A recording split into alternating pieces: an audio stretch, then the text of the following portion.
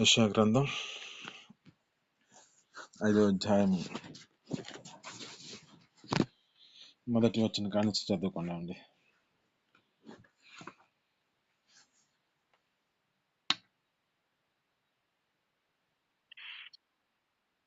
మొదటి వచనం అండి.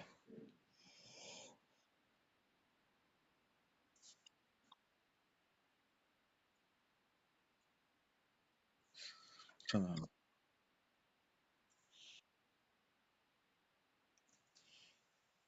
చదవండి. ఇంకో రెండవ వచనం.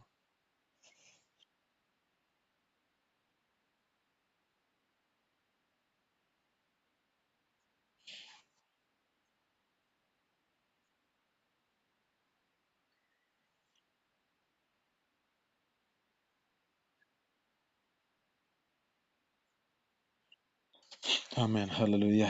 ఇది మనతో మాట్లాడుతున్న మాటలు చాలా స్పష్టంగా మనం అటు మాటలను చాలా జాగ్రత్తగా గమనించుకుందాం.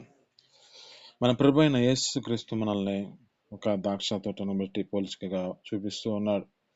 నా ప్రియునికి ఒక ద్రాక్ష తోట ఉన్నది. ఆ ద్రాక్ష తోటను దేవుడు మనల్ని ఒక శ్రేష్టమైన ద్రాక్ష తీగగా నాటించాడు. ఈ శ్రేష్టమైన ద్రాక్ష తీగ ఏం చేయబడింది? మనం ఇక్కడ చదువుకుంటున్న మాటను బట్టి 2వ వచనంలో అంటున్నాం, ఆయన దానిని బాగుగా త్రవ్వి రాళ్లను ఏరి అందులో ఆ యొక్క శ్రేష్టమైన ద్రాక్షాల తీగలను నాటించాను. దాని మధ్యలో రుజువు ఒకటి వేయించి ద్రాక్ష తోటని తొలిపించెను. ద్రాక్ష పళ్ళు ఫలింపవాలని ఎదురు చూచుచున్న సమయంలో కానీ అది కారు ద్రాక్షాలు కాచిందంట. దేవుడు నాటింది మనుషుల జీవితాలలో ప్రతి మనిషిని సృష్టించిన సృష్టిలో ఏ విధంగా సృష్టించాడంటే ప్రతి మనుషుని ఒక యథార్థవంతుడిగా సృష్టించాడు. ప్రతి మనిషిని ఒక నీతి అనుసరించేవాడిగా ఆ వ్యక్తిని ముందుగా సృష్టించాడు. కానీ ఈ యొక్క పరిస్థితిని జ్ఞాపకం చేసుకుంటే శ్రేష్టమైన ద్రాక్ష తీగగా నాటిన మన దేవుడు, ఈ శ్రేష్టమైన ద్రాక్ష తీగ నాటిన దేవుడు మరి కారు ద్రాక్షాలు కాసే పరిస్థితి ఎందుకు వస్తుంది? ఈ కారు ద్రాక్షాలు అంటే చేదు కలిగిన అనుభవం కలిగిన పరిస్థితి కనబడుతుంది. ఇది చేదు కలిగి ఉన్న ద్రాక్ష తీగగా మార్చబడిన వ్యక్తిగా కనబడుతుంది. ఒక మాట మనం చదువుకుంటే ప్రసంగి గ్రంథంలో 7వ అధ్యాయంలో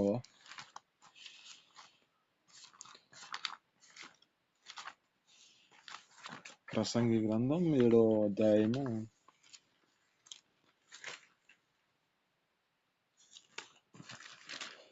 చివరి వచనంలో ఒక మాట ఉంటుందండి. ఇది ఒకటి మాత్రమే నేను యోచించుకుని, ప్రతి నరుని యథార్థవంతునిగా సృష్టించాను, కానీ వారు ఈ విధమైన తంత్రాలను కల్పించుకొని ఉన్నారు అంటున్నాడు. ఈ యథార్థవంతునికి మనము ఇక్కడ ఈ పోలికగా మనం తీసుకుంటే శ్రేష్టమైన ద్రాక్ష తీగగా మనల్ని నాటించాను. ఈ శ్రేష్టమైన ద్రాక్ష తీగగా నాటించిన దేవుడు ఈ పరిస్థితిలో దేవుడు మన యొక్క జీవితాలను చూస్తూ ఉన్నాడు. ఈ శ్రేష్టమైన ద్రాక్ష తీగగా నాటించిన ఈ వ్యక్తి కొరకు తన జీవితంలో ఎప్పుడు ఈ పళ్ళు పళ్ళిస్తుందో ఈ యొక్క పళ్ళని దేవుడు వాటిని తీసుకొని అనేక మంది జీవితాల్లో ఒక ఆశ్చర్యకరమైన స్థితిలోనికి నడిపించబడుతుంది. అనేక మంది తింటే అది ఆ యొక్క కుటుంబాలన్నిటికీ ఇది ఒక ఆశ్చర్యకరమైన స్థితిలో ఉంటుందని దేవుడు ఉద్దేశించి ఈ యొక్క ఫలమును దయచేశాడు కదా, నాటాడు కదా. కానీ ఇక్కడ పరిస్థితి ఏ విధంగా మార్చబడింది? అందుకే అక్కడ అంటున్నాడు 3వ వచనంలో చదువుకుంటే, కావున యెరూషలేము నివాసులారా, యూదావారులారా, నా ద్రాక్ష తోట విషయమై నాకు న్యాయం తీర్చవలనని మిమ్మల్ని వేడుకొంచున్నాను. నేను నా ద్రాక్ష తోటలో చేసిన దానికంటే మీరేమి దానికి చేయగలరు? అది ద్రాక్ష పళ్ళు కాయమని నేను కనిపెట్టినప్పుడు అది కారు ద్రాక్షాలు కాయుటకు కారణం ఏమిటి? ఆలోచించము. నేను నా ద్రాక్ష తోటను చేయబో కార్యములు మీకు తెలియజెప్పుదును. ఇక చాలా జాగ్రత్తగా గమనిస్తే ఇక్కడున్న ఈ యొక్క ప్రజలతో, యూదా యెరూషలేము వారితో, నివాసులతో, యూదా వారితోనూ, ఈ యొక్క యెరూషలేము నివాసులతోనూ దేవుడు నా ద్రాక్ష తోట విషయంలో న్యాయం తీర్చండి అంటున్నాడు. దినములను మనం జ్ఞాపకం చేసుకుంటే ఆది కాలంలో సృష్టించిన జీవితాలు కూడా ఏ విధమైన స్థితిలో నడిపించబడ్డాయి. దేవుడు ప్రతి మనిషిని, ఆ యొక్క నరుణ్ణి ఒక యథార్థవంతుడిగా సృష్టించాడు. అంటే ఒక శ్రేష్టమైన ద్రాక్ష తీగగా నటించాడు. ఈ శ్రేష్టమైన ద్రాక్ష తీగకి ఏం చెప్పాడంటే, ఇక్కడ జ్ఞాపకం చేసుకుంటే ఆదికాండము 1వ అధ్యాయంలో 28వ వచనంలో చదువుకుంటే ఇక్కడ అంటున్నాడు, దేవుడు వారిని ఆశీర్వదించాను. ఎట్లనగా, మీరు ఫలించండి, అభివృద్ధి పొందండి, విస్తరించండి, భూమిని నిండించండి, దానిని లోపరుచుకోండి, సమస్త వాటిని ఏలుడి అని చెబుతున్నాడు. ఇక్కడ చాలా జాగ్రత్తగా గమనిస్తే, దేవుడు సృష్టించిన సృష్టిలో నరుడు ఒక శ్రేష్టమైన ద్రాక్ష తీగగా నడిపించడానికి కారణమవుతుంది. ఈ శ్రేష్టమైన ద్రాక్ష తీగ నాటిన దేవుడు అసలు దీని కొరకు ఎంతగా తన త్యాగం చేశాడో తెలుసా? మనం చదువుకుంటే యెషయా గ్రంథం 27వ అధ్యాయంలో 2వ వచనం కాడి నుంచి మనం చదువుకుంటే, ఆ దినమున మనోహరమగు ఒక ద్రాక్షావనముండెను, దానిని గూర్చి పాడుడి. యెహోవా అను నేను దానికి కాపు చేయుచున్నాను, ప్రతి నిమిషమున నేను దానికి నీరు కట్టుచున్నాను, ఎవడు దాని మీదకి రాకుండా దివారాత్రులు దాన్ని కాపాడుచున్నాను అంటున్నాడు. ఆమేన్, హల్లెలూయా.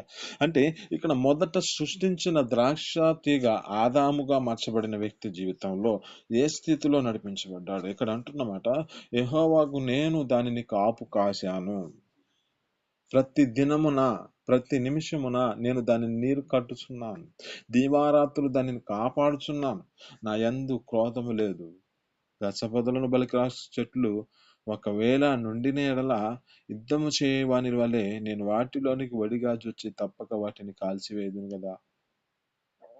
ఈ స్థితిలో జ్ఞాపకం చేసుకుంటే, ఈ శ్రేష్టమైన ద్రాక్ష తీగ ఎందుకు నాటించాడు? ఫలించాలి, అభివృద్ధి పొందాలి, విస్తరించాలి, భూమిని నిండించాలి. ఇది ఎలా విధమైన స్థితిలోనికి నాటించటానికి కారణమైంది. దీని కొరకు ఎంత త్యాగం చేశాడు? త్యాగం చేసింది ఏంది? ఎంతంటే దానికి కాపు కాశాడు. ప్రతి దినాన దానితో, ప్రతి దినాన ఆ వ్యక్తితో మాట్లాడుతున్నాడు కదా. దివారాత్రులు దాని కొరకై తన జీవితంలో దాన్ని జాగ్రత్తగా కాపాడుకుంటున్నాడుగా. ఎవడు దాని మీదకి రాకుండా దివారాత్రులు కాపాడుతున్న పరిస్థితిలో ఏ స్థితిలోకి నడిపించబడ్డారు? ఈ విధమైన తంత్రాలు కల్పించుకొని, ఈ విధమైన ఆలోచనల చేత వారి జీవితాలలో ఉన్న శ్రేష్టమైన ద్రాక్ష తీగని కారు ద్రాక్షాలు కాసే పరిస్థితులకి వెళ్ళిపోయారే. ఇది మనం నీతో మాట్లాడుతున్న మాటను బట్టి మన జీవితంలో ఏ విధమైన స్థితిలో నడిపించబడుతున్నాం? మనల్ని దేవుడు శ్రేష్టమైన ద్రాక్ష తీగగా నాటించాడు.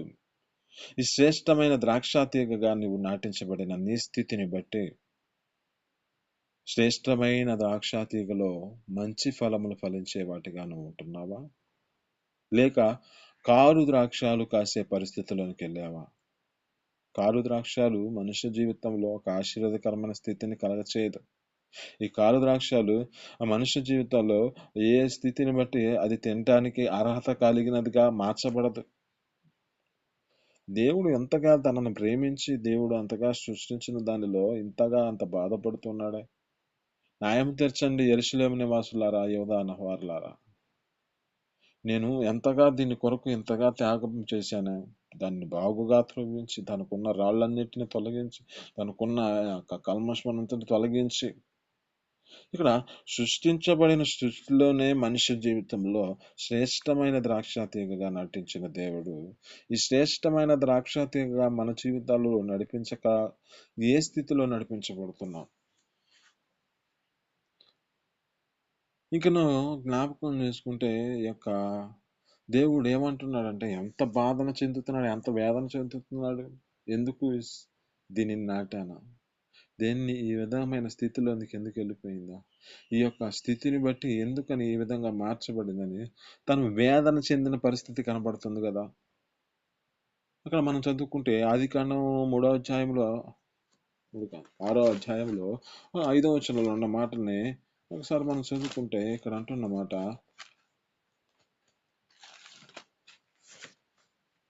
నరులను చెడుతనము భూమి మీద గొప్పదని, వారి ఊహ అంచయు కేవలం చెడ్డదని యెహోవా చూచి తాను భూమి మీద నరులను చేసినందుకు సంతాపనుంది హృదయము నొచ్చుకొనెను. ఏ స్థితిలోనికి వెళ్ళిపోతున్నాను, దేవుడు మనకిచ్చిన ఈ యొక్క ధన్యత, మనకిచ్చిన ఈ యొక్క శ్రేష్టమైన ద్రాక్ష తీగని కారు ద్రాక్షాలు కాసే పరిస్థితి ఎందుకు? ఈ స్థితిలోనికి వెళ్ళిపోతే దేవుడు నీ యొక్క స్థితిని బట్టి నిన్ను చూసి ఆయన నరుని ఎందుకు చేశానని సంతాపనుంది తన హృదయంలో నొచ్చుకుంటూ బాధపడుతున్నాడే.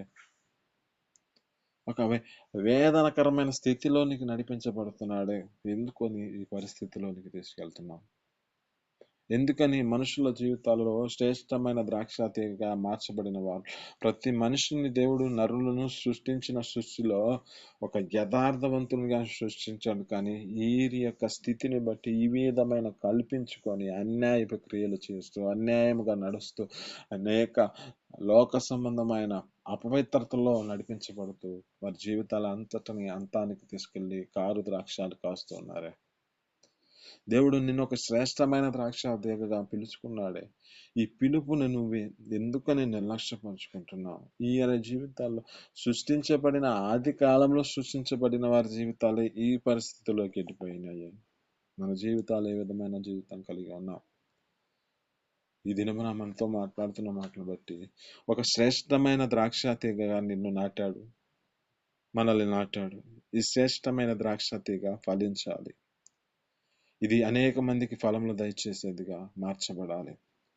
ఇది అభివృద్ధి పొందాలి. ఇది విస్తరించాలి. ఇది భూమిని నిండించాలి. ఇది ఏలాలి.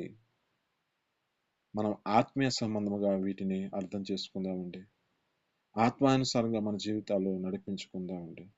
దేవుడు ఎంతగా బాధపడుతూ ఎంతగా వేదన చెందుతూ ఉన్నాడు. దీవారాత్రులు నేను దాని కొరకు కనిపెట్టాను. దాని కొరకు నేను ప్రతి నిమిషాన్ని దాన్ని కాపు కడుతూ నీరు కడుతూ ఈ విధంగా చేశానే అని దేవుడు ఎంతగా వేదన చెందుతున్నాడు. ఇంకొక మాట చదువుకుంటే, మనుషుల జీవితాలు ఈ స్థితిని బట్టి నడిపించబడితే ఆయన సృష్టికి చెప్పుకుంటున్నాడు మాట. యెషయా గ్రంథం 1వ అధ్యాయము 2వ వచనంలో ఉంటది. ఇక్కడ మనం చదువుకుంటే యెషయా గ్రంథం 1వ అధ్యాయము 2వ వచనం, యెహోవా మాట్లాడుచున్నాడు, ఆకాశము ఆలకించుము, భూమి చెవియొగ్గుము, నేను పిల్లలని పెంచి గొప్పవారినిగా చేసి తిని, వారు నా మీద తిరుగుబడి ఉన్నారు. ఎద్దు తన కామందు నెరుగును, గాడిద తన సొంత వాని దొడ్డి తెలుసుకొనును. ఇశ్రాయేలులకు తెలివి లేదు, నా జనులు వివచింపరుట. పాపిష్టి జనమా, దోషభరితమైన ప్రజలారా, దుష్ట సంతానమా, చెరుపు చేయు పిల్లలారా, మీకు శ్రమ అంటున్నాడు. మన జీవితాలలో దేవుడు ఆశీర్వాదమునకు వారసులుగా పిలుచుకున్న దేవుడే. కానీ మనకి శ్రమ ఎందుకు వస్తుంది? ఎందుకు బాధ చెందుతున్నావు? ఎందుకు ఈ స్థితిలో నీకు నడిపించబడుతున్నావు అంటే, దేవుని యొక్క మాటను తునీకరించి ఇష్టానుసారమైన జీవితాన్ని జీవిస్తూ యథార్థతను తీసివేసి, న్యాయమును తీసివేసి, ఈ యొక్క పరిశుద్ధతను తీసివేసి ఈ విధమైన స్థితిలో నడిపించబడుతున్నావు. నిన్ను సృష్టించిన సృష్టిలో నీవు అనేక మందికి ఒక ఆశ్చర్యకరమైన వాడిగా మార్చబడతావనే కదా. ఒక శ్రేష్టమైన ద్రాక్ష తీగగా మార్చబడి అనేక మందికి ఒక ఆశీర్వాదకరమైన ఫలములు దయచేస్తామనే కదా. కానీ మన జీవితాలు ఏ విధమైన జీవితాన్ని నడిపించబడి, దేవుడు ఎంతగా వేదన చెంది మాట్లాడుతున్నాడు ఇక్కడ. ఆకాశమా ఆలకించుము, భూమి చెవియొగ్గు, నేను పిల్లలను పెంచాను, గొప్పవారిగా చేశాను, కానీ వారు నా మీదకి తిరుగుబాటు చేస్తున్నారు. తిరుగుబాటు అంటే మన జీవితాల్లో ఏ స్థితిలో నడిపించబడదు? ఆయన మాటను మనం ఆలకించకపోవటం తిరుగుబాటు. ఆయన మాటను మనం అనుసరించి జీవించలేకపోవటమే తిరుగుబాటు. ఆయన మనకి ఇచ్చిన ఈ యొక్క యథార్థతలో నడిపించబడకపోవటమే తిరుగుబాటు. మనకిచ్చిన పరిశుద్ధతను మనం కాపాడుకోపోవటమే తిరుగుబాటు. ఏ జీవితాన్ని మనం నడిపించబడుతున్నాం? దేవుడు ఈ దినం మీతో స్పష్టంగా మాట్లాడుతున్నాడు. ఏ స్థితిలో మన జీవితాలు నడిపించబడుతున్నాయి? ఒక ప్రణాళిక నీ యందు ఉద్దేశించాడు.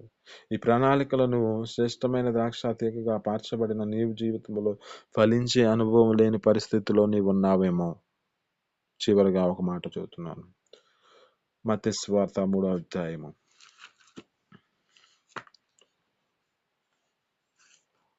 మత్తయి సువార్త 3వ అధ్యాయము 10వ వచనంలో చదువుకుంటే ఇక్కడ ఉన్న మాట, ఇప్పుడే గొడ్డలి చెట్టు వేరున ఉంచబడింది కనుక మంచి ఫలములు ఫలింపని ప్రతి చెట్టు నరకబడి అగ్నిలో వేయబడును. చాలా జాగ్రత్తగా గమనించండి. ఇప్పుడే గొడ్డలి చెట్టు వేరున ఉంచబడినది కనుక మంచి ఫలములు ఫలింపని చెట్టును నరకబడి అగ్నిలో వేయబడుతుంది. దీన్ని మన జీవితాల్లో ఏ ఫలముల చేత మనం నింపబడుతున్నాం? ఒక శ్రేష్టమైన ద్రాక్ష తీగగా మనల్ని నాటాడు. ఒక శ్రేష్టమైన వాటిగా మనల్ని నాటాడు. ఈ శ్రేష్టమైన దానిలో శ్రేష్టమైనదే కనపడాలి. ఒక శ్రేష్టమైన ద్రాక్ష తీగలో ఒక మంచి ఫలములే ఉండాలి. ఇక్కడ మంచి ఫలములు ఫలింపని ప్రతి చెట్టు నరకబడి అగ్నిలో వేయబడే పరిస్థితి కలుగుతుంది. ఇదేమన్నా నీవు నీ జీవితంలో కారు ద్రాక్షాలు కాస్తున్నావా, లేక శ్రేష్టమైన ద్రాక్షాలు కాస్తున్నావో? నిన్ను నీవు జ్ఞాపకం చేసుకో. నీ స్థితిని దేవుని సన్నిధిలో అప్పగించుకో. ఈ మాటలు మీ వెనుకలో దీవించి ఫలించును గాక. చిన్ని ప్రార్థన చేసుకుందామండి. పరిశుద్ధ జీవాధిపతి, ఆశ్చర్యగడ, మహోన్నతులని స్తోత్రాలు. మీ అపారమైన ప్రేమ చేత నా తండ్రి ఈ ఉదయకాలని సన్నిధిలో అయ్యా మాకు ఇచ్చిన యొక్క ధన్యతను బట్టి స్తోత్రాలు తండ్రి.